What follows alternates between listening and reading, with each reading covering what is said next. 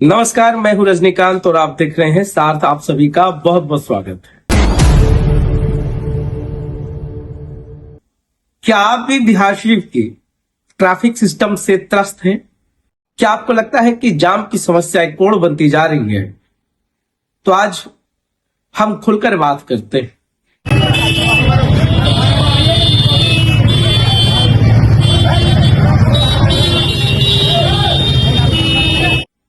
आप लोगों का प्रेम, आप लोगों का स्नेह कि आज हमारे YouTube चैनल सार्थ 108 पर 27,000 से अधिक सब्सक्राइबर और फेसबुक प्रोफाइल रजनीकांत के ऊपर हर वीडियोस पर हजारों का व्यूज।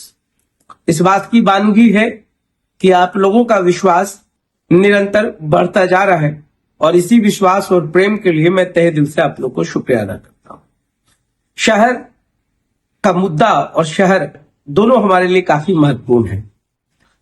विगत कई महीनों से जो शहर की स्थिति है, ट्रैफिक जाम की समस्या है, उससे हम लोग हर दिन रूबरू होते हैं।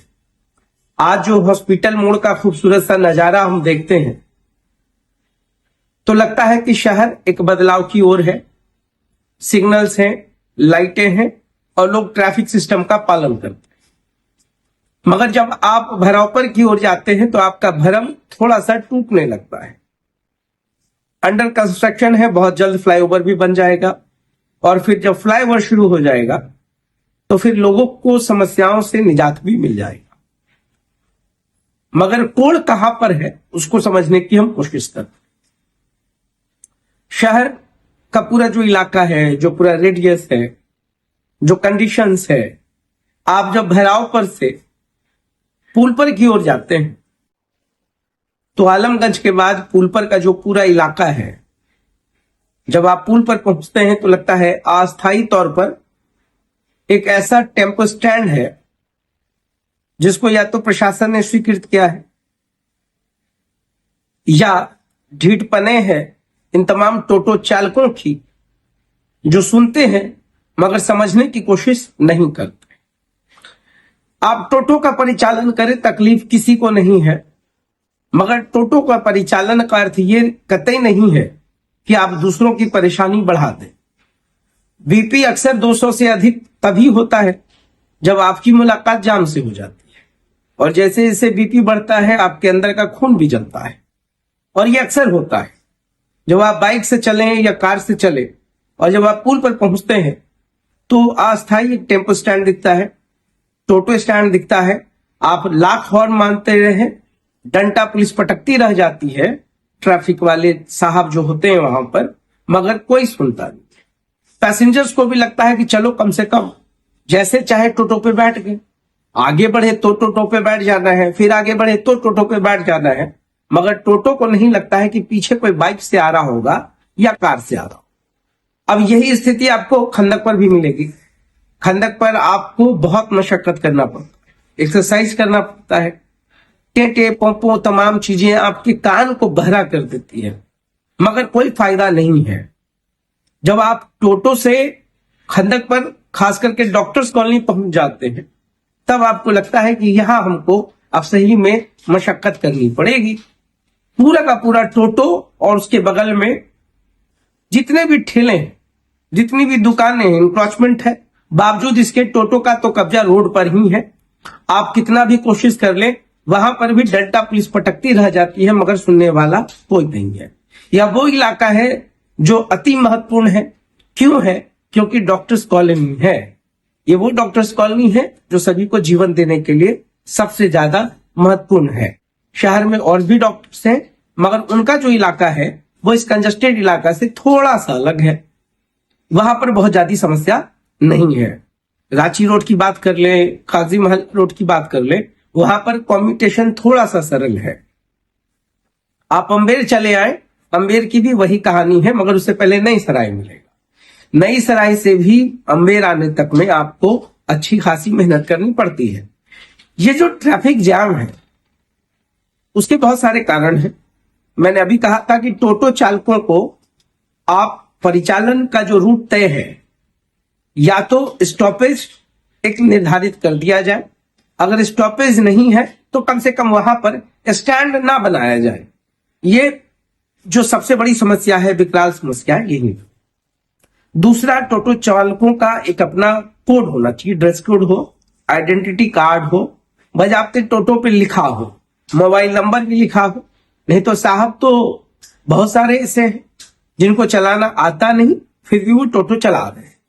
सभी के आजीविकोपार्जन का भी हमको ख्याल रखना है, मगर डिसिप्लिन तो चाहिए, अनुशासन चाहिए।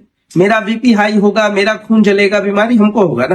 टोटो वालों का क्या है, तो आराम से मस्त चाल में चलते हैं सड़कों पर, कोई बोलने वाला नहीं। अब पूरी जाम की समस्या को दूसरे एंगल से समझे। जवाबदेही यहां पर मैंने प्रशासन की तय कर दी और बता दिया कि अगर वो चाहे तो इसको सुचारू रूप से चला सकती है, मगर फिर ट्रैफिक सेंस भी हमारे अंदर की चीज है, जिसको तो कोई प्रशासन नहीं सुधार सकता। जब हम जाम की ओर चलते हैं तो अक्सर 2 लेन होता है, एक आने का और एक जाने का।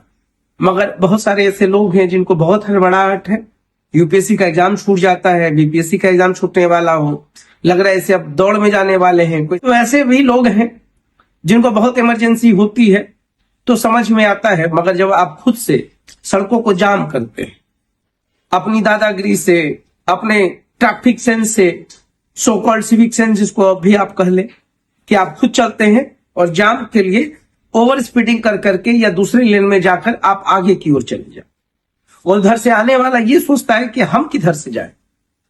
परेशानी यहां पर है। और सभी जो बाइक पे हैं, जो 4 व्हीलर चला रहे हैं, मेंटेन कर रहे हैं, मेरी समझ से पढ़े लिखे लोग होंगे, मगर ये लोग भी वही काम करते हैं जो एक टोटो वाला आगे जाकर के किसी अन्य टोटो की जगह अपने गाड़ी को ब्लॉक कर देता है। तो ये जो चीजें हैं, इसको सुधारने के लिए हम लोग को भी सोचना पड़ेगा कि हम ट्रैफिक का हिस्सा है या ट्रैफिक जाम का हिस्सा है। अगर ट्रैफिक का हिस्सा है तो ट्रैफिक सिस्टम को फॉलो करेंगे। ट्रैफिक जाम का सिस्टम अगर हिस्सा है तो फिर आप किसी को कंप्लेन भी नहीं कर सकते। और ये बिहार शरीफ की सबसे बड़ी समस्या है। हर जगह पर पुलिस डंडा नहीं बरसा सकती है, मगर इन टोटो वालों का कुछ तो इलाज प्रशासन को करना होगा, बताना होगा कि टेम्पो स्टैंड कहां पे है, टोटो स्टैंड कहां पर है, क्या इनकी मनमर्जी चलेगी या इनकी दादागिरी चलेगी।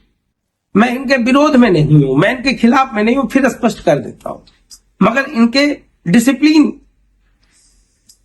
की हिमायती जरूर करूंगा। मैं चाहूंगा कि ये जो इनडिसिप्लिन्ड तरीके से ये लोग शहर में चलते हैं, उसका इलाज होना चाहिए। फाइन हर चीज का सॉल्यूशन नहीं है, मगर बिना फाइन का अगर नहीं मानते हैं तो फाइन करना चाहिए। अब इन लोगों का भी चालान हो, 1-2 दिन चालान होगा, जब इनको लगेगा कि आर्थिक बोझ पड़ रहा है तो फिर ये अपनी हरकत को भी सुधार लेंगे। मगर किस किस को सुधारे, यह भी एक बहुत बड़ा सवाल है। टोटो वाले को तो सुधार लेंगे, हम कब सुधरेंगे? हम कब लेन में चलना शुरू करेंगे? हम कब ओवरलैपिंग करना बंद करेंगे? ये तमाम चीजें तो है। और शहर की समस्या है, शहर छोटा है मगर खूबसूरत है। अगर घर भी छोटा होता है, अगर जगह नहीं होती है तो उसको भी खूबसूरत बनाते हैं अपने हिसाब से, अपने डिसिप्लिन से। वही शहर है।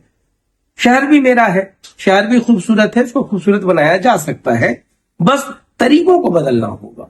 और जिस दिन हम तरीकों को बदल लेंगे, पूरा का पूरा सिस्टम ठीक हो जाएगा। तो इन तमाम चीजों पर हमने अपनी बात रखी है, तो देखते रहिए साथ। बहुत बहुत धन्यवाद।